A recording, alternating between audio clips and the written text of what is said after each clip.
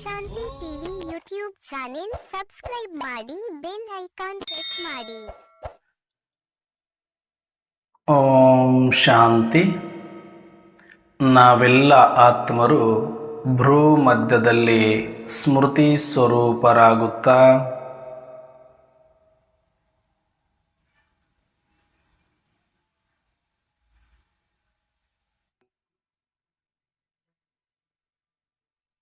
ನಾವೆಲ್ಲ ಆತ್ಮರ ತಂದೆ ಪರಂಪಿತ ನಿರಾಕಾರ ಶಿವ ಪರಮಾತ್ಮನನ್ನ ಪರಮಧಾಮದಲ್ಲಿ ಸ್ಮೃತಿ ಮಾಡಿಕೊಂಡು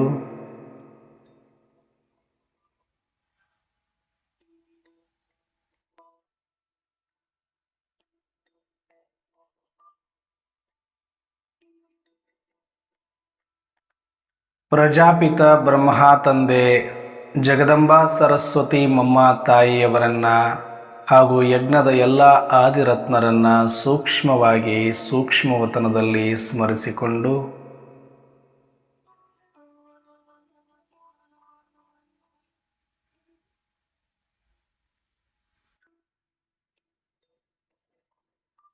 ಯಜ್ಞದ ಎಲ್ಲ ನಿಮಿತ್ತ ಶಿಕ್ಷಕರಿಗೂ ಹಾಗೂ ಪ್ರತಿದಿನದಂತೆ ಈ ದಿನವೂ ಸಹ ಈ ಒಂದು ಮುರಳಿ ಚಿಂತನೆಯನ್ನು ಆಲಿಸುತ್ತಿರುವ ನನ್ನೆಲ್ಲ ಸಹೋದರಾತ್ಮರಿಗೆ ಆತ್ಮೀಯವಾದ ಸ್ವಾಗತ, ಸುಸ್ವಾಗತ. ಈ ದಿನ ಮುರಳಿಯಲ್ಲಿ ಶಿವತಂದೆ ತಿಳಿಸ್ತಾ ಇದ್ದಾರೆ ಮುರಳಿಯ ಮುಖ್ಯ ಸಾರ. ಸ್ವಯಂ ಶಿವತಂದೆ ಬಂದಿರೋದು ಜಗತ್ತಿನಲ್ಲಿ ಯಾವ ಒಂದು ವಿಕಾರದ ಬೆಂಕಿ ಉರಿಯುತ್ತಿದೆಯೋ ಅದನ್ನು ಆರಿಸಲು, ಪ್ರಪಂಚವನ್ನ ಶೀತಲಗೊಳಿಸಲು, ಜ್ಞಾನದ ಮಳೆಯನ್ನು ಸುರಿಸಿ ಶೀತಲರನ್ನಾಗಿ ಮಾಡುತ್ತಾರೆ. ಪ್ರಪಂಚ ಅಂದ್ರೇನು? ಇಡೀ ಪ್ರಪಂಚದಲ್ಲಿ ಮುಖ್ಯ ಪಾತ್ರಧಾರಿ ಯಾರು? ಮನುಷ್ಯ. ಮನುಷ್ಯ ಇವತ್ತು ವಿಕಾರಗಳ ಬೆಂಕಿಯಲ್ಲಿ ಬೇಯ್ತಾ ಇದ್ದಾನೆ. ವಿಕಾರ ಅಂದ ತಕ್ಷಣ ನಮ್ಮ ತಲೆಯೊಳಗಡೆ ಬರೋದು ಕಾಮವಿಕಾರ. ಕಾಮವಿಕಾರ ಅಟ್ಲೀಸ್ಟ್ ಅದು ವಯೋಸಹಜವಾಗಿನೋ ಅಥವಾ ಶಾರೀರಿಕವಾಗಿ ತೊಂದರೆ ಆಗಿನೋ ಅನಾರೋಗ್ಯಕ್ಕೊಳಗಾಗಿನೋ ಒಂದು ಹಂತದಲ್ಲಿ ಅದು ನಮ್ಮನ್ನು ಬಿಡಬಹುದು. ಅದಕ್ಕಿಂತ ಡೇಂಜರ್, ಅದು ಕಾಮ ಅನ್ನೋದು ಅದಕ್ಕೆ ಮೊದಲಿಟ್ಟಿರೋದು. ಅದಕ್ಕಿಂತ ಡೇಂಜರ್ ಕ್ರೋಧ, ಲೋಭ, ಮೋಹ, ಅಹಂಕಾರ. ಈ ಒಂದು ಸ್ಟೆಪ್ಸ್ ಅಲ್ಲಿ ನಮ್ಗೆ ಗೊತ್ತಾಗುತ್ತೆ. ಮೊಟ್ಟ ಮೊದಲು ಕಾಮವಿಕಾರ ಅದು ಬಹಳ ಸಣ್ಣದು ಅಂತ ಅದರ ಅರ್ಥ. ಅದಕ್ಕಿಂತ ಕ್ರೋಧ ಇದ್ದವನು ಕಾಮಿ ವಿಕಾರಕ್ಕಿಂತನೂ ಬಹಳ ಬೆಂಕಿ ಅವನನ್ನು ಸುಡ್ತಾ ಇರೋದು. ಯಾರಲ್ಲಿ ಕ್ರೋಧ ಇದೆ. ಕ್ರೋಧ ಇರೋಒಂದು ಕೂಡ ಅಕ್ಷಣಿಕವಾಗಿ ಬಂದು ಹೋಗಬಹುದು, ಆದರೆ ಲೋಭ ಅದಕ್ಕಿಂತ ಡೇಂಜರ್.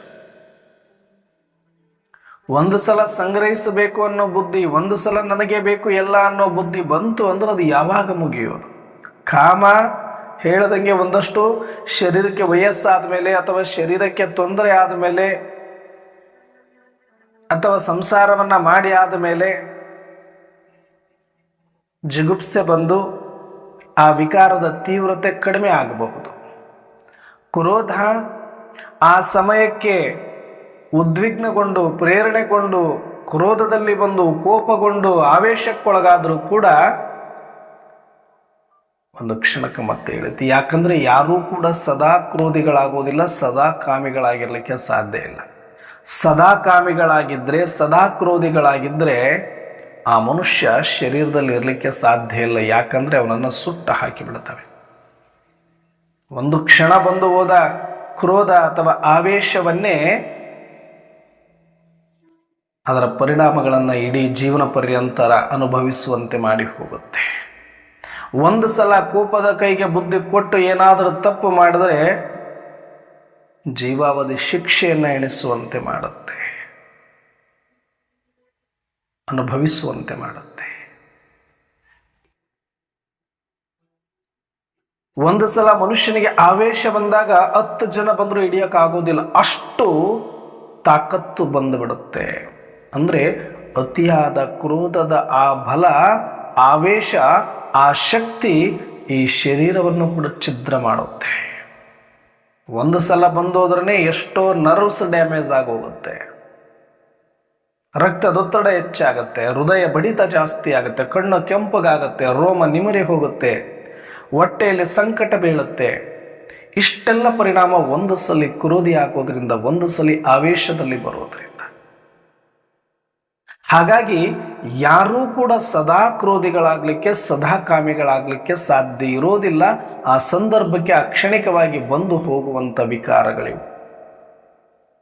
ಇವೇ ಇಷ್ಟು ಪರಿಣಾಮ ಆದರೆ ಒಂದು ಸಲ ಬಂದರೆ ಮತ್ತೆ ಹೋಗೋದೇ ಇಲ್ಲ. ಅದನ್ನು ನಾವು ಕಳ್ಕೊಳ್ಬೇಕು, ಅದಕ್ಕೆ ಸಾಧನೆ ಮಾಡಬೇಕು, ಅದಕ್ಕೆ ಪುರುಷಾರ್ಥ ಮಾಡಬೇಕು.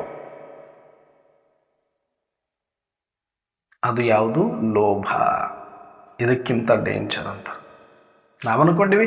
ಇವೆರಡು ಮೇನ್ ಡೇಂಜರು, ಇವೆರಡೇ ವಿಕಾರಗಳು, ಇವೆರಡು ಬಿಟ್ಟು ಬಿಟ್ಟರೆ ಉಳಿದುವೆಲ್ಲ ಇಲ್ಲ. ಲೋಭ ಇಡೀ ದಿನ ಹಗಲು ರಾತ್ರಿ ನಮಗೇನಾದರೂ ಭಯ ಪಡಿಸ್ತಾ ಇದೆ ಅಂದರೆ ಈ ಲೋಭ ವಿಕಾರ. ಇವತ್ತಿಲ್ಲ ಅಂದರೆ ತಗೊಳ್ಬೇಕು, ಅದನ್ನ ಹೆಂಗೆ ತಗೊಳ್ಬೇಕು ಅನ್ನೋ ಭಯ ಇಟ್ಟೇ ಇರುತ್ತೆ. ತಗೊಂಡ ಮೇಲೆ ಅದನ್ನ ಹೆಂಗೆ ಉಳಿಸ್ಕೊಳ್ಬೇಕು ಅನ್ನೋ ಭಯ ಇಡುತ್ತೆ. ಭಯ ಯಾವತ್ತೂ ಬಿಟ್ಟು ಹೋಗೋದಿಲ್ಲ ಯಾರಲ್ಲಿ ಲೋಭ ಇದೆಯೋ ಅವರಿಗೆ. ಮತ್ತೆ ಒಂದು ಸಲ ಲೋಭಿ ಆದ ಮನುಷ್ಯ ಅಂದ್ರೆ, ಒಂದು ಸಲ ಸಂಗ್ರಹಿಸುವ ಬುದ್ಧಿ ಬಂತು ಅಂದ್ರೆ, ಒಂದು ಸಲ ನನಗೇ ಸಿಗಬೇಕೆಲ್ಲ ಅಂತ ಬಂತು ಅಂದ್ರೆ ಹೋಗೋದು ಯಾವಾಗ? ಅದು ಮುಗಿಯೋದು ಯಾವಾಗ? ನಾನು ಮುಗಿದು ಹೋಗಬೇಕೆ ಹೊರತಾಗಿ ಅದು ಮುಗಿಯೋದಿಲ್ಲ. ಹೀಗೆ ಜಗತ್ತಿನವರು ಕಾಮದಿಂದ ಕೆಟ್ಟವರು ಕೆಲವರು, ಕ್ರೋಧದಿಂದ ಕೆಟ್ಟವರು ಕೆಲವರು, ಆದರೆ ಲೋಭದಿಂದ ಜಗತ್ತೇ ಕೆಟ್ಟಿದೆ ಅಂದರೆ ತಪ್ಪಾಗೋದಿಲ್ಲ. ಇವತ್ತು ಎಲ್ಲರಲ್ಲಿಯೂ ಕೂಡ ಸಂಗ್ರಹಿಸುವ ಬುದ್ಧಿ, ಇದಾದರೆ ಇನ್ನೊಂದು, ಇನ್ನೊಂದಾದರೆ ಮತ್ತೊಂದು, ಮತ್ತೊಂದಾದರೆ ಮಗದೊಂದು, ಬೇಕು ಬೇಕು ಬೇಕು ಬೇಕು. ಈ ಬೇಕು ಎನ್ನುವ ದಾಹ ಯಾರ್ದು ತೀರಿಲ್ಲ ಜಗತ್ತು. ಅದಕ್ಕೆ ಬೆಳಗ್ಗೆ ಎದ್ದಾಗಿನಿಂದ ರಾತ್ರಿ ತನಕ ಸಾಕಾಗೋದಿಲ್ಲ. ರಾತ್ರಿ ಮತ್ತೆ ಇಡೀ ರಾತ್ರಿಯೆಲ್ಲ ಏನೆಲ್ಲ ಸಂಪಾದನೆ ಮಾಡಿದ್ರು ಸಾಕಾಗ್ತಾ ಇಲ್ಲ ಮನುಷ್ಯನಿಗೆ. ಯಾಕಂದ್ರೆ ಈ ಲೋಭ ಇರುವುದರೊಳಗಡೆ. ಲೋಭ ಹೆಂಗೆ ಅಂತಂದ್ರೆ ಬಚ್ಚಲಿಗೆ ನೀರು ಸುರಿದಂತೆ ಅದನ್ನು ತುಂಬಿಸ್ತೀನಿ ಅನ್ನೋ ಹಠ ಇಟ್ಕೊಂಡಂಗೆ ನೀವು. ಬಚ್ಚಲು ಅಂತಂದ್ರೆ ನೀರು ಹೋಗ್ಲಿಕ್ಕೆ ಒಂದು ಡ್ರೈನೇಜಿಗೆ ಅದನ್ನ ಒಂದು ಪೈಪ್ಲೈನ್ ಮಾಡಿರ್ತೀವಿ, ಅದಕ್ಕೆ ಎಷ್ಟು ತುಂಬಿಸಿದ್ರು ಅದು ತುಂಬೋದು ಯಾವಾಗಿದೆ. ಏನೋ ಒಂದು ಟ್ಯಾಂಕಿಗೆ ತುಂಬಿಸ್ಬೋದು, ಏನೋ ಒಂದು ಕೊಡಪಾನಕ್ಕೆ ತುಂಬಿಸ್ಬೋದು, ಬಿಂದಿಗೆಗೆ ತುಂಬಿಸ್ಬೋದು, ಒಂದು ಟ್ಯಾಂಕರ್, ಕೇಲು, ಸಿಂಟ್ಯಾಕ್ಸ್ಗೆ ತುಂಬಿಸ್ಬೋದು. ನೀವು ಬಚ್ಚಲು ತುಂಬಿಸ್ತೀನಿ ಅಂದ್ರೆ ಆಗತ್ತೆ. ಹಾಗೆ ಲೋಭ ಅನ್ನೋದು ನೀವು ಎಷ್ಟೇ ಸಂಪಾದನೆ ಮಾಡಿದ್ರು ಕೂಡ ಬೇಕು ಬೇಕು ಬೇಕು ಅನ್ನುವ ಹಸಿವನ್ನಿಟ್ಟುಕೊಂಡಿರುವ ದಾಹಿ ಅದು. ಅದನ್ನು ತುಂಬಿಸಿ ಯಾರು ಗೆದ್ದವರಿಲ್ಲ, ತುಂಬಿಸಕ್ಕೂ ಆಗೋದು ಇಲ್ಲ. ಈ ಲೋಭ ವಿಕಾರದಿಂದನೇ ಇಡೀ ಪ್ರಪಂಚದ 70% ಜನ ಸುಡುತ್ತಾ ಇದ್ದಾರೆ. ಅವ್ರ ಜೀವನ ಸುಟ್ಟುಕೊಳ್ತಾ ಇದ್ದಾರೆ, ಗೊತ್ತಾಗ್ತಾ ಇಲ್ಲ ಅವರಿಗೆ. ಕಾಮದಿಂದ ಸುಟ್ಟಿರೋದು ಇಮಿಡಿಯೇಟ್ ಡ್ಯಾಮೇಜ್, ಕ್ರೋಧದಿಂದ ಸುಟ್ಟರೆ ಇಮಿಡಿಯೇಟ್ ಡ್ಯಾಮೇಜ್, ಮತ್ತೆ ಅಲ್ಪ ಸ್ವಲ್ಪ ಡ್ಯಾಮೇಜ್ ಕಾಣಿಸುತ್ತೆ ಕಣ್ಣಿಗೆ. ಆದರೆ ಲೋಭದಿಂದ, ಮೋಹದಿಂದ ಸುಡುವಂಥ ಡ್ಯಾಮೇಜ್ ಬಹಳ ಸೂಕ್ಷ್ಮ ಡ್ಯಾಮೇಜ್, ಅದು ಕಾಣಿಸೋದೇ ಇಲ್ಲ. ಎಂಟೈರ್ ಜೀವವನ್ನೇ ಬಲಿ ತೆಗೆದುಕೊಂಡ್ರೂ ಕೂಡ ಆಶ್ಚರ್ಯ ಇಲ್ಲ. ಲೋಭ ಅದಕ್ಕಿಂತ ಸೂಕ್ಷ್ಮ ಮೋಹ. ಲೋಭ ಆದರೂ ಕೂಡ ಏನಾದರೂ ಮಾಡಬೇಕು ಅದಕ್ಕೆ.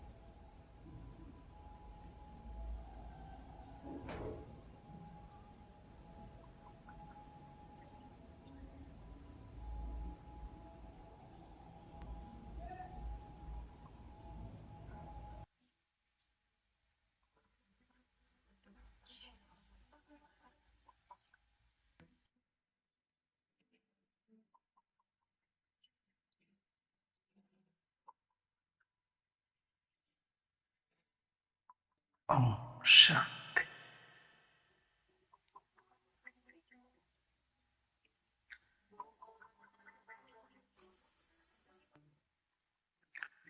ಲೋಭ ಎಷ್ಟು ಸೂಕ್ಷ್ಮವೋ ಅದಕ್ಕಿಂತ ಸೂಕ್ಷ್ಮ ಮೋಹ. ಈ ಮೋಹ ಹಿತವಾಗಿ ನಮ್ಮನ್ನು ಸುಡುತ್ತೆ.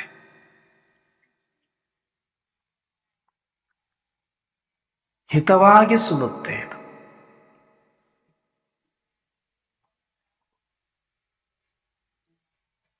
ಇಲಿ ಕಚ್ಚಬೇಕಾದ್ರೆ ಅದು ಕಚ್ಚಿರೋದೇ ಗೊತ್ತಾಗೋದಿಲ್ಲ. ಅದು ಮೊದಲು ತಣ್ಣನೆಯ ಗಾಳಿಯನ್ನ ಬಿಟ್ಟು ಊದಿ ಆ ಜಾಗವನ್ನ ಒಂದಷ್ಟು ಡೆಡ್ ಮಾಡುತ್ತೆ. ಹೆಂಗೆ ಆಪರೇಷನ್ ಮಾಡಬೇಕಾದ್ರೆ ಅನಸ್ತೇಷ್ಯ ಕೊಟ್ಟು ಆ ಪಾರ್ಟನ್ನು ಡೆಡ್ ಮಾಡ್ತಾರೋ ಹಾಗೆ ಇಲ್ಲಿ ಕಚ್ಚಬೇಕಾದ್ರೆ ತನ್ನ ಬಾಯಿಂದ ಶೀತಲವಾದ ತಂಗಾಳಿಯನ್ನ ಊದಿ, ಶೀತಲವಾದ ಗಾಳಿಯನ್ನ ಊದಿ ಆ ಭಾಗವನ್ನ ಅನಸ್ತೇಷ್ಯ ಕೊಟ್ಟಿರೋ ಜಾಗತ್ತರ ಡೆಡ್ ಮಾಡಿ ಆಮೇಲೆ ಕಚ್ಚುತ್ತೆ. ಗೊತ್ತಾಗೋದಿಲ್ಲ, ರಕ್ತ ಹರಿದ್ರೂ ಗೊತ್ತಾಗೋದಿಲ್ಲ ನಿಮಗೆ. ಹಾಗೆ ಮೋಹ ಅನ್ನುವಂಥದ್ದು ನಮಗೆ ಬಹಳ ಹಿತವಾಗಿ ಅನಿಸುತ್ತೆ. ನಮಗೆ ಬಹಳ ಹತ್ತಿರದವರ ಜೊತೆ, ಪ್ರೀತಿ ಪಾತ್ರರ ಜೊತೆ, ನೆರೆಹೊರೆಯವರ ಜೊತೆ ಬಹಳ ಚಂದ ಇದೀವಿ ಅಂತ ಅನ್ಕೊಳ್ತಾ ಆ ಸುಖವನ್ನು ಅನುಭವ ಮಾಡ್ತಾ ಮಾಡ್ತಾ ಮಾಡ್ತಾ ಮೋಹದ ಒಂದು ಬಂಧ ನಮ್ಮನ್ನ ಎಷ್ಟು ಚೆನ್ನಾಗಿ ಬಂಧಿಸುತ್ತೆ ಅಂದ್ರೆ ವಾಪಸ್ ಯಾರು ಬಂದರೂ ಅದನ್ನು ಬಿಡಿಸ್ಕೊಳ್ಳೋಕ್ಕಾಗೋದಿಲ್ಲ, ಬಿಡಿಸೋಕ್ಕಾಗೋದಿಲ್ಲ. ಲೋಭಕ್ಕಿಂತ ಮೋಹ ಡೇಂಜರ್. ಲೋಭ ಜೀವನದಲ್ಲಿ ಒಂದೇನಾದರೂ ಪೆಟ್ಟು ಬಿದ್ದಾಗಾದರೂ ಕೂಡ ಒಂದಷ್ಟು ಕಡಿಮೆ ಆಗಬಹುದು, ಅರಿವಾಗಿ ಬರಬಹುದು. ಆದರೆ ಮೋಹ ಅರಿವಿಗೆ ಬರೋದೇ ಇಲ್ಲ ಅರಿವಿಗೆ, ಎಲ್ಲಿ ತನಕ ಕಟ್ಟ ಕಡೆಯ ಕ್ಷಣದವರೆಗೂ ಕೂಡ.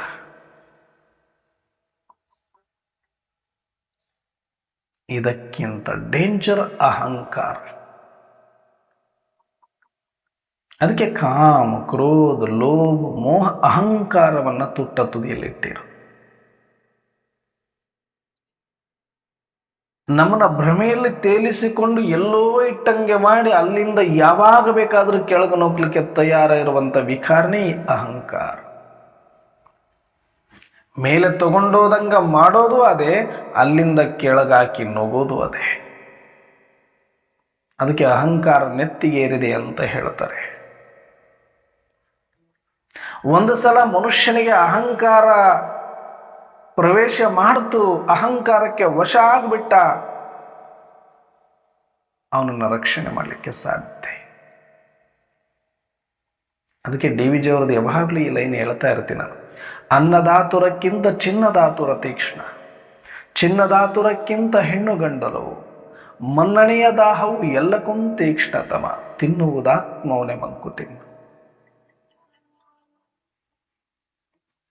ಅನ್ನದಾತುರ ಅಂತಂದ್ರೆ ಒಂದಷ್ಟು ಏನಾದರೂ ಸಂಪಾದನೆ ಮಾಡಬೇಕು, ತಿನ್ನಬೇಕು, ಉಡಬೇಕು ಅಂತ ಇದ್ರೆ ಇದನ್ನು ವಿಕಾರನೇ, ಇದನ್ನು ಆತುರನೇ. ಇದಕ್ಕಿಂತ ಡೇಂಜರ್ ಯಾವುದು ಅಂದ್ರೆ ಅನ್ನದಾತುರಕ್ಕಿಂತ ಚಿನ್ನದಾತುರ. ಸ್ಥೂಲವಾಗಿ ಸಂಗ್ರಹಿಸಬೇಕು, ಒಂದು ದಿನಕ್ಕಾಗಿ ಸಂಗ್ರಹಿಸಬೇಕು ಅನ್ನೋದಕ್ಕಿಂತ ಒಂದಷ್ಟು ಭವಿಷ್ಯದ ಕುರಿತು ಚಿಂತೆ ಮಾಡುವ ಲೋಭ ಇರುತ್ತಲ್ಲ, ತೆಗೆದಿಡಬೇಕು ಅಂತ. ಚಿನ್ನ ಅಂದ್ರೇನು? ಸಂಪತ್ತು, ಆಸ್ತಿ ಮಾಡಬೇಕನ್ನುವಂಥ ಹುಚ್ಚು. ತಿನ್ನೋದು ತಿರುಗೋ ಹುಚ್ಚು ಬಂದರೆ ಅದೇ ಡೇಂಜರು. ಅದಾದಮೇಲೆ ಕೂಡಿಡಬೇಕು ಅಂತ ಬಂದರೆ ಅದು ಇನ್ನೂ ಡೇಂಜರು. ಅದಕ್ಕಿಂತ ಹೆಣ್ಣು ಗಂಡೊಲವು ಮೋಹ. ಇಲ್ಲಿ ಕಾಮ ತಗೊಂಡೇ ಇಲ್ಲ ಅವರು, ಕ್ರೋಧ ತಗೊಂಡೇ ಇಲ್ಲ ಅವರು. ಒಮ್ಮೆಲೆ ಲೋಭ, ಮೋಹ, ಅಹಂಕಾರಕ್ಕೆ ಬಂದುಬಿಟ್ಟಾರೆ. ಅನ್ನದಾತುರ, ಚಿನ್ನದಾತುರ ಇವೆರಡು ಲೋಭನೇ. ಅನ್ನದಾತುರಕ್ಕಿಂತ ಚಿನ್ನದಾತುರ ತೀಕ್ಷ್ಣ, ಚಿನ್ನದಾತುರಕ್ಕಿಂತ ಹೆಣ್ಣು ಗಂಡೊಲವು. ಅಂದ್ರೆ ಒಂದು ಸಲ ಮೋಹ ಅನ್ನೋದು ಬೆಳೀತು, ಅದು ಪತಿ ಪತ್ನಿ ಆಗಿರ್ಬೋದು, ಅಣ್ಣ ತಮ್ಮ ಆಗಿರ್ಬೋದು, ಅಕ್ಕ ತಂಗಿ ಆಗಿರ್ಬೋದು, ತಾಯಿ ಮಗಳಾಗಿರ್ಬೋದು, ಮಗ ತಂದೆ ಆಗಿರ್ಬೋದು. ಈ ಮೋಹ ಅನ್ನೋದು ಬಂತು ಒಳಗಡೆ. ಹೆಣ್ಣು ಗಂಡು ಒಲವು ಅಂತ ಹೇಳ್ತಾರೆ. ಮೊದಲು ಮೋಹದಿಂದನೇ ಆರಂಭ ಆಗುತ್ತೆ, ಆಕರ್ಷಣೆಯಿಂದ ಆರಂಭ ಆಗುತ್ತೆ, ಅಟ್ಯಾಚ್ಮೆಂಟಿಂದ ಆರಂಭ ಆಗುತ್ತೆ.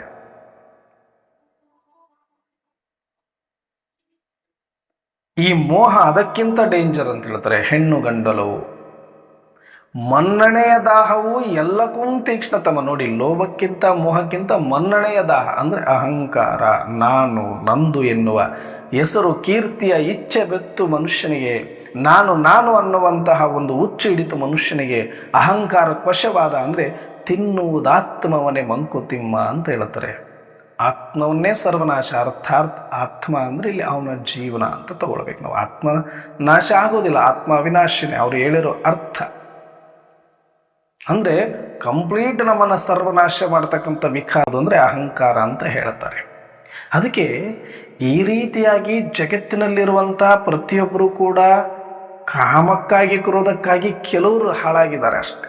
ಸ್ವಲ್ಪ ಹಾಳಾಗುತ್ತೆ, ಜೀವನದ ಒಂದಷ್ಟು ಭಾಗ ಹಾಳಾಗುತ್ತೆ, ಪೂರ್ತಿ ಹಾಳಾಗಿರಲ್ಲ. ಕಾಮಕ್ರೋಧಕ್ಕೊಳಗಾಗಿದ್ದರೆ, ಲೋಭಕ್ಕೊಳಗಾಗಿದ್ದರೆ ಒಂದು 70% ದುಡಿದು ಸಂಗ್ರಹಿಸಬೇಕು ಅಂತ ಜೀವನ ಸಮಯವನ್ನೆಲ್ಲ ಅದಕ್ಕೆ ಹಾಳು ಮಾಡಿಬಿಟ್ಟಿರ್ತಾರೆ. ಒಂದು 70% ಹಾಳಾಗ್ಬೋದು. ಮೋಹ ಒಂದು 80 to 90% ಹಾಳಾಗುತ್ತೆ. ಅಹಂಕಾರ 100% ಹಾಳಾಗ್ತದೆ. ಇವತ್ತೇನಾದರೂ ಹಾಳಾಗ್ತಾ ಇದೆ ಅಂದರೆ ನಾನು ನಂದು ಅಂತ ಅವ್ರಿಗಿಂತ ನಾನೇನು ಕಡಿಮೆ, ಇವ್ರಿಗಿಂತ ನಾನೇನು ಕಡಿಮೆ ಅನ್ನುವ ಹುಚ್ಚು ಅಹಂಕಾರನ ಇವತ್ತು ಜಗತ್ತಿನ ಜನಗಳನ್ನು ಈ ಥರ ಗಿರಿಗಿಟ್ಲೆ ಥರ ಆಡಿಸ್ತಾ ಇರೋದು. ಅಣ್ಣ ತಮ್ಮನನ್ನು ದೂರ ಮಾಡ್ತಾ ಇರೋದು, ತಂದೆ ಮಗನನ್ನು ದೂರ ಮಾಡ್ತಾ ಇರೋದು, ತಂದೆ ತಾಯಿಯನ್ನು ಮಕ್ಕಳು ದೂರ ಮಾಡ್ತಾ ಇರೋದು. ಅಹಂಕಾರದ ಪಿತ್ತ ನೆತ್ತಿಗೇರಿದೆ. ಎಲ್ಲ ರೀತಿಯಲ್ಲಿ ಕೂಡ ಜಗತ್ತಿನಲ್ಲಿರುವ ಎಲ್ಲ ಜನಗಳು ಕೂಡ ಈ ಒಂದಲ್ಲ ಒಂದು ವಿಕಾರಕ್ಕೆ ವಶ ಆಗಿರುವವರೇ. ಇದರಿಂದ ಬೆಂದು ಹೋಗ್ತಾ ಇದ್ದಾರೆ, ಈ ಬೆಂಕಿಯಲ್ಲಿ ಬೆಂದು ಹೋಗ್ತಾ ಇದ್ದಾರೆ, ಸುಟ್ಟು ಹೋಗ್ತಾ ಇದ್ದಾರೆ, ಗೊತ್ತಾಗ್ತಾ ಇಲ್ಲ. ಪ್ರಪಂಚ ವಿನಾಶ ಆಗಬೇಕು ಅಂದ್ರೆ ಏನರ್ಥ? ವಸ್ತುಗಳಿಗೆ ಬೆಂಕಿ ಬೀಳೋದಲ್ಲ, ಕಾಡಲ್ಲಿ ಬೆಂಕಿ ಬೀಳೋದಲ್ಲ, ಸಮುದ್ರ ಏನು ಪ್ರವಾಹ ತುಂಬಿ ಹರಿಯೋದಲ್ಲ ವಿನಾಶ. ಪ್ರತಿಯೊಬ್ಬರ ಮನುಷ್ಯನ ಜೀವನದಲ್ಲಿ ವಿಕಾರಗಳ ಬೆಂಕಿ ಬಿರುಗಾಳಿಗಳು ಎದ್ದಾಗಲೇ ನಿಜವಾದ ಪ್ರವಾಹ, ನಿಜವಾದ ಭೂಕಂಪ, ನಿಜವಾದ ಬಾಂಬು ಸ್ಫೋಟ. ಆಗಿಲ್ಲ ಏನೀಗ? ಯಾವಾಗ ವಿನಾಶ ಆಗಿಲ್ಲ ಏನೀಗ ವಿನಾಶ? ಎಲ್ಲರ ಜೀವನದಲ್ಲಿಯೂ ಕೂಡ ಸಂಕಟ, ನೋವು, ದ್ವೇಷ, ಅಸೂಯೆ, ದುಃಖ, ದಾರಿದ್ರ್ಯ ತುಂಬಿ ತುಳುಕ್ತಾ ಇದೆ. ಬೇಕಾದಷ್ಟು ಅಂದಚಂದ ಇರ್ಬೋದು, ಬೇಕಾದಷ್ಟು ಆಸ್ತಿ ಪಾಸ್ತಿ ಇರ್ಬೋದು, ಬೇಕಾದಷ್ಟು ಉದ್ಯೋಗ ಪದವಿಗಳಲ್ಲಿ ಇರ್ಬೋದು, ಆದರೂ ದಾಹ ತೀರಿದೆಯಾ ಅಂದ್ರೆ ಬೆಂಕಿ ಒತ್ತಿ ಉರಿತಾ ಇದೆ. ಒಂದು ಕಡೆ ದ್ವೇಷ, ಒಂದು ಕಡೆ ಅಸೂಯೆ, ಒಂದು ಕಡೆ ಮೋಹ, ಒಂದು ಕಡೆ ಅಹಂಕಾರ, ಕ್ರೋಧ. ಈ ಎಲ್ಲ ಬೆಂಕಿ ಎಲ್ಲರಲ್ಲಿಯೂ ಕೂಡ ಒಬ್ಬರನ್ನೂ ಬಿಡದೆ ಎಲ್ಲರಲ್ಲಿಯೂ ಕೂಡ ಜ್ವಾಲಾಮುಖಿಯ ಸ್ವರೂಪದಲ್ಲಿ ಉರಿತಾ ಇದೆ. ಅಂದರೆ ಇದು ವಿನಾಶ ಆಗೋದು ಕಾಣಿಸ್ತಾ ಇಲ್ಲ ನಮಗೆ. ಬಾಬಾ ವಿನಾಶ ಯಾವಾಗ ಅಂತ ಕೇಳ್ತೀವಿ. ಅದು ಸುಟ್ರೆ ವಿನಾಶ ಅಲ್ಲೋ, ಅದು ಸುಟ್ರೆ ಮತ್ತೆ ಮಾಡ್ಕೊಳಕ್ಕೆ ಅದಕ್ಕೆ ತಾಕತ್ತಿದೆ. ಪ್ರಕೃತಿಗೆ ಯಾವುದು ಕೂಡ ದೊಡ್ಡದಲ್ಲ. ಒಂದು ಮರ ಸುಟ್ಟು ಹೋದರೆ ಮತ್ತೆ 10 ಮರ ಬೆಳೆಸುವ ತಾಕತ್ತಿದೆ ಅವಡಲಿಗೆ. ಒಂದು ಮನೆ ಬಿದ್ದೋದ್ರೆ ಮತ್ತೆ 10 ಮನೆ ಕಟ್ಟಬಹುದು. ವಿನಾಶ ಹೊರಗಲ್ಲ, ಪ್ರತಿಯೊಬ್ಬರ ಅಂತರಂಗದ ಒಳಗಡೆ ಈ ಬೆಂಕಿಯ ಜ್ವಾಲೆ ಒತ್ತಿ ಉರಿತಾ ಇದ್ದಾಗಲೇ ನಿಜವಾದ ವಿನಾಶ ನಡೀತಾ ಇದೆ ಅಂತ ನಾವು ತಿಳ್ಕೊಳ್ಬೇಕು. ಎಲ್ಲರ ಮನೆಯಲ್ಲೂ ಎಲ್ಲರ ಮನದಲ್ಲೂ ಕೂಡ ಇವತ್ತು ಆ ದ್ವೇಷದ ಜ್ವಾಲೆ, ಅಶಾಂತಿಯ ಜ್ವಾಲೆ ಒತ್ತಿ ಹುರಿತಾ ಇದೆ. ಯಾರ ಮನಸ್ಸಿಗೂ ನೆಮ್ಮದಿ ಇಲ್ಲ, ಯಾರು ಕೂಡ ನಿರ್ಭಯರಿಲ್ಲ. ಎಲ್ಲರೊಳಗಡೆ ಒಂದಲ್ಲ ಒಂದು ಭಯ ಭಯ ಭಯ ಭಯ. ವಿಕಾರಕ್ಕೆ ವಶವಾಗಿರುವುದರಿಂದಲೇ ಭಯ. ಕೆಲವರಿಗೆ ಶರೀರ, ಕೆಲವರಿಗೆ ಸಂಬಂಧ, ಕೆಲವರಿಗೆ ಸಂಪತ್ತು, ಕೆಲವರಿಗೆ ಹೆಸರು ಕೀರ್ತಿ, ಕೆಲವರಿಗೆ ಪದವಿಯ ಭಯ.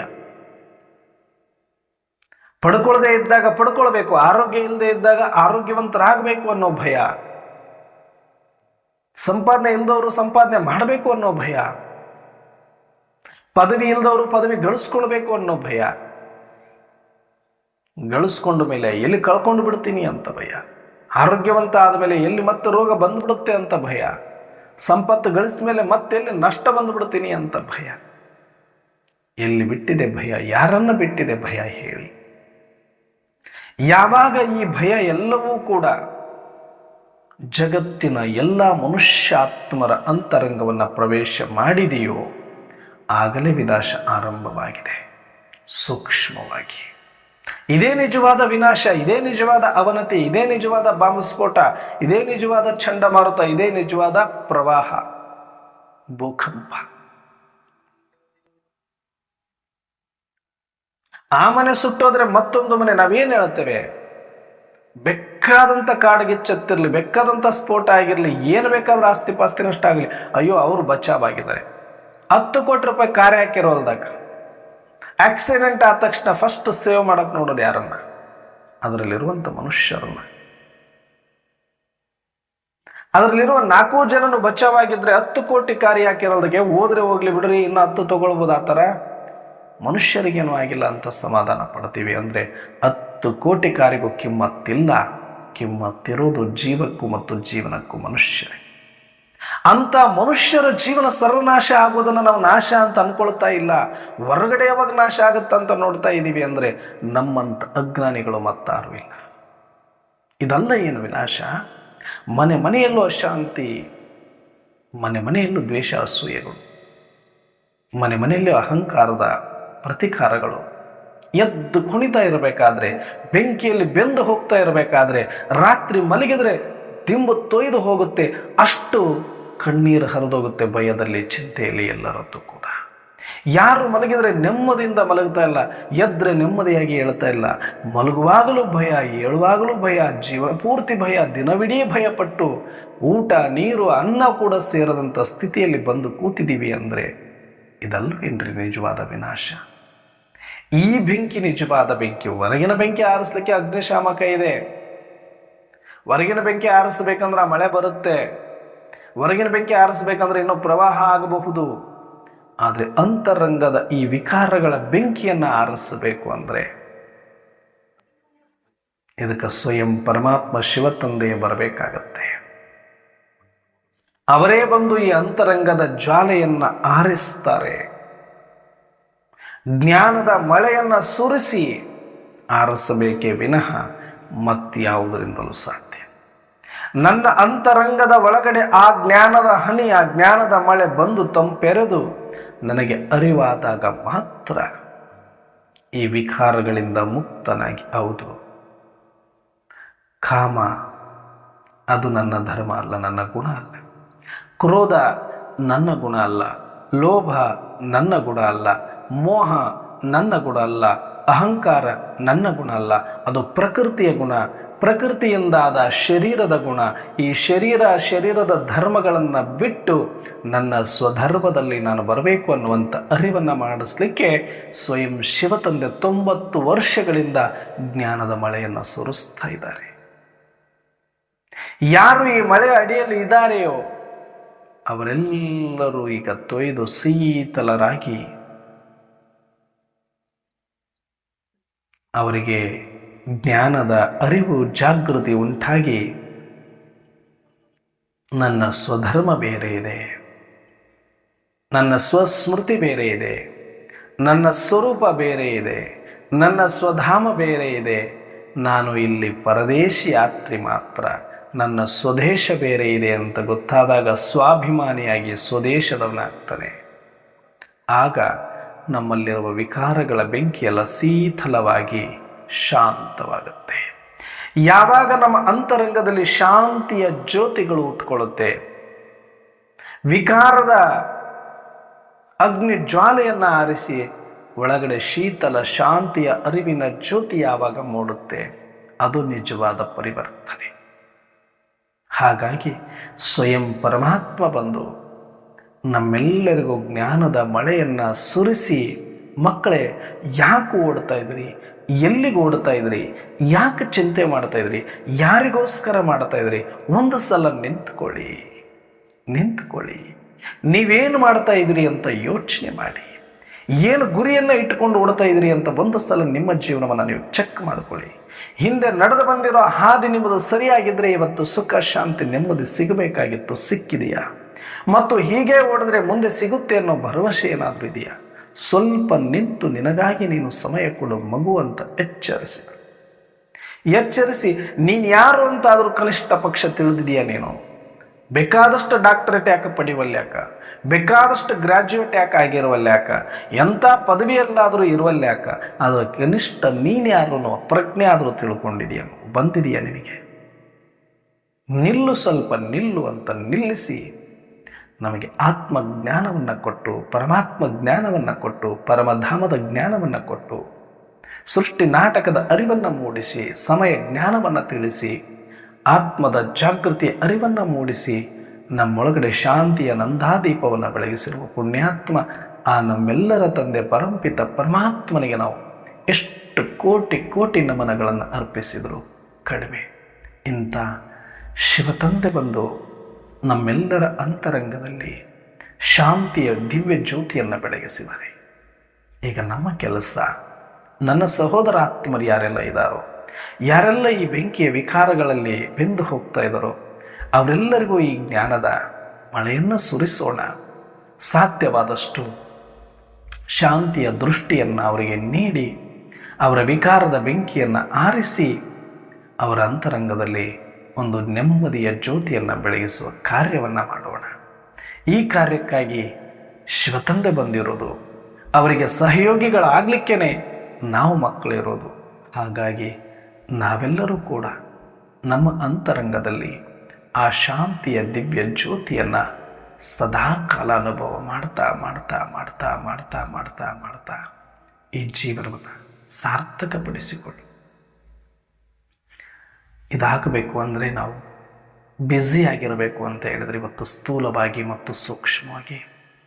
ಸ್ಥೂಲವಾಗಿ ಬ್ಯುಸಿ ಏನು ಅಂದರೆ, ನಾವು ಎಲ್ಲಿಯವರೆಗೆ ಶರೀರದಲ್ಲಿರ್ತೀವಿ ಅಲ್ಲಿಯವರೆಗೂ ಬದುಕಿರ್ತೀವಿ, ಎಲ್ಲಿಯವರೆಗೆ ಬದುಕಿರ್ತೀವಿ ಅಲ್ಲಿಯವರೆಗೂ ಈ ಸಮಾಜದಲ್ಲಿರ್ತೀವಿ, ಎಲ್ಲಿಯವರೆಗೆ ಸಮಾಜದಲ್ಲಿರ್ತೀವಿ ಅಲ್ಲಿ ತನಕ ಈ ಇಂದ್ರಿಯಗಳನ್ನು ಬಳಸ್ತೀವಿ ಅಂದರೆ, ನಮ್ಮ ಕಣ್ಣು ಸುಮ್ಮನೆ ತೆರೆದ್ರೆ ಸಾಕು, ಅದು ಒಂದು ಸೇವೆ ಮಾಡಬೇಕು.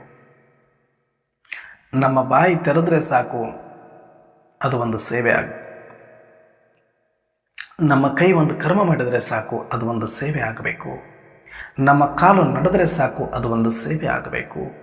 ನಿಂತರು, ಕುಂತರು, ನಡೆದ್ರು, ಎಲ್ಲೇ ಇದ್ದರೂ, ಏನೇ ಕರ್ಮ ಮಾಡಿದರೂ ಕೂಡ ನಮ್ಮಿಂದ ಆತ್ಮೀಯ ಕಿರಣಗಳು, ಆತ್ಮೀಯ ಶಕ್ತಿ, ಆತ್ಮೀಯ ದೃಷ್ಟಿ ಈ ವಾಯುಮಂಡಲದ ಮೇಲೆ ಪ್ರಭಾವ ಬೀರುವಂತಿರಬೇಕು. ಆ ರೀತಿಯಾಗಿ ನಮ್ಮನ್ನು ನಾವು ಬಹಿರಂಗದಲ್ಲಿ ಬ್ಯುಸಿಯಾಗಿಟ್ಟುಕೊಳ್ಬೇಕು. ಜೊತೆಗೆ ಅಂತರಂಗದಲ್ಲಿ ಸೂಕ್ಷ್ಮವಾಗಿ ನಾನು ಸ್ವದೇಶದಲ್ಲಿದ್ದೀನ, ವಿದೇಶದಲ್ಲಿದ್ದೀನ, ನಾನು ಸ್ವಸ್ಮೃತಿಯಲ್ಲಿದ್ದೀನ ಅಥವಾ ದೇಹದ ಸ್ಮೃತಿಯಲ್ಲಿದ್ದೀನ, ಇದನ್ನು ಚೆಕ್ ಚೇಂಜ್ ಅಲರ್ಟಾಗಿ CC ಕ್ಯಾಮ್ರಾ ಥರ ನಮ್ಮ ಸ್ಮೃತಿಯನ್ನು ನಾವು ಸದಾಕಾಲ ಚೆಕ್ ಮಾಡಿಕೊಳ್ತಾ ಇದ್ದಾಗ ಮಾತ್ರ ಸೂಕ್ಷ್ಮವಾಗಿ ಯಾರು ಅಲ್ಲಿ ಬ್ಯುಸಿ ಇರ್ತಾರೋ ಅವರಿಗೆ ಯಾವತ್ತೂ ಮಾಯೆ ಬರಲಿಕ್ಕೆ ಸಾಧ್ಯ ಇಲ್ಲ. ಮಾಯೆಗೆ ಅವಕಾಶವೇ ಅಲ್ಲಿ ಇರೋದಿಲ್ಲ. ಹಾಗಾಗಿ ನಮಗೇನಾದರೂ ಮಾಯ ಬರ್ತಾ ಇದೆ ಅಂದರೆ, ನಾನು ಅಲರ್ಟ್ ಆಗಿಲ್ಲ, ನಾನು ನನ್ನ ಸೀಟಲ್ಲಿ ಸೆಟ್ ಆಗಿಲ್ಲ, ನನ್ನ ಸ್ಮೃತಿಯ ಕಡೆಗೆ ನನ್ನ ಗಮನ ಇಲ್ಲ, ಅಲ್ಲಿ CC ಕ್ಯಾಮ್ರಾ ಇಲ್ಲ ಅಂದರೆ ಅಲರ್ಟ್ ಆಗಿರೋದಿಲ್ಲ. ಹಾಗಾಗಿ ನನ್ನ ಮನಸ್ಸು ಬುದ್ಧಿಯನ್ನು ನೋಡುವಂಥ ಒಂದು CC ಕ್ಯಾಮ್ರಾ ನಾನೇ ಇಟ್ಟುಕೊಂಡು ಆ ಪರಮಾತ್ಮ ನನ್ನನ್ನು ನೋಡ್ತಿದ್ದಾರೆ ಎನ್ನುವಂಥ ದೃಷ್ಟಿಯಲ್ಲಿದ್ದುಕೊಂಡು ನನ್ನ ಸ್ಮೃತಿಯ ಸೀಟಲ್ಲಿ ನಾನು ಸೆಟ್ ಆಗಿರಬೇಕು. ಹೇಗೆ ಒಂದು ಆಫೀಸಲ್ಲಿ ಎಲ್ಲ ಕಡೆ ಅದರ ಒಂದು ಯಜಮಾನ ಇರಬೇಕು ಅಂತ ಇಲ್ಲ, ಡೈರೆಕ್ಟರ್ ಇರಬೇಕು ಅಂತಿಲ್ಲ, ಅಲ್ಲಿ ಒಂದು CC ಕ್ಯಾಮ್ರಾ ಹಾಕಿದರೆ ಸಾಕು, ಆ ಸಿಬ್ಬಂದಿ ಯಾವಾಗಲೂ ಕೂಡ ಅಲರ್ಟ್ ಆಗಿರ್ತಾನೆ. ಇಲ್ಲಿ CC ಕ್ಯಾಮ್ರಾ ಇದೆ, ಯಾವಾಗ ಬೇಕಾದರೂ ನಮ್ಮ ಯಜಮಾನ ಇದರಲ್ಲಿ ನೋಡ್ಬೋದು, ನನ್ನ ಚಲನವಲನವನ್ನು ಗಮನಿಸಬಹುದು ಅಂತ ತಮ್ಮ ಕಾರ್ಯದಲ್ಲಿ, ತಮ್ಮ ಸೀಟಲ್ಲಿ ಸೆಟ್ ಆಗಿ ಕಾರ್ಯವನ್ನು ನಿರಂತರವಾಗಿ ಮಾಡ್ತಾ ಹೋಗ್ತಾರೆ ಒಂದು ಸುಮ್ಮನೆ CC ಕ್ಯಾಮ್ರಾಕ್ಕೆ. ಹಾಗೆ ನಾವು ಕೂಡ ಸದಾ ಸ್ಮೃತಿ ಸ್ವರೂಪರಾಗಿದ್ದೀವಾ ಇಲ್ಲ ಅಂತ ಪರಮಾತ್ಮ ಒಂದು CC ಕ್ಯಾಮ್ರಾ ಕೂಡಿಸಿದ್ದಾರೆ, ಅದರಲ್ಲಿ ನನ್ನನ್ನು ನೋಡುತ್ತಿದ್ದಾರೆ. ಎಷ್ಟು ಹೊತ್ತು ಮಗು ಈ ಒಂದು ಪರಿಶ್ರಮದಲ್ಲಿದೆ, ಈ ಒಂದು ಸೀಟಲ್ಲಿ ಕೂತಿದೆ ಅಂತ ನೋಡ್ತಾರೆ ಎನ್ನುವಂಥ ಭಾವದಲ್ಲಿ ಇದ್ದಾಗ ನಾವು ಸದಾಕಾಲ ಒಳಗಡೆ ಬ್ಯುಸಿಯಾಗಿ ಚೆಕ್ ಚೇಂಜ್ ಮಾಡ್ಕೊಳ್ತಾ ಇದ್ದಾಗ ಸದಾ ಆತ್ಮಿಕ ಸ್ಮೃತಿಯ ಸೀಟಲ್ಲಿ ಸೆಟ್ ಆಗಿ ನಾವು ಕೂಡ ಆತ್ಮೀಯತೆಯನ್ನು ಎಲ್ಲ ವಾಯುಮಂಡಲಕ್ಕೆ ಹಂಚಿ ಈ ವಿಕಾರಗಳ ಪ್ರಪಂಚದ ಬೆಂಕಿಯನ್ನು ಹಾರಿಸಿ ಆ ಒಂದು ದಿವ್ಯ ಶಾಂತಿಯ ಶೀತಲ ಜ್ಯೋತಿಯನ್ನು ಹೊಮ್ಮಿಸೋಣ ಅಂತ ಹೇಳ್ತಾ ಇವತ್ತಿನ ಚಿಂತನೆಯನ್ನು ಮುಕ್ತಾಯ ಮಾಡು. ಎಲ್ಲರಿಗೂ ಓಂ ಶಾಂತಿ.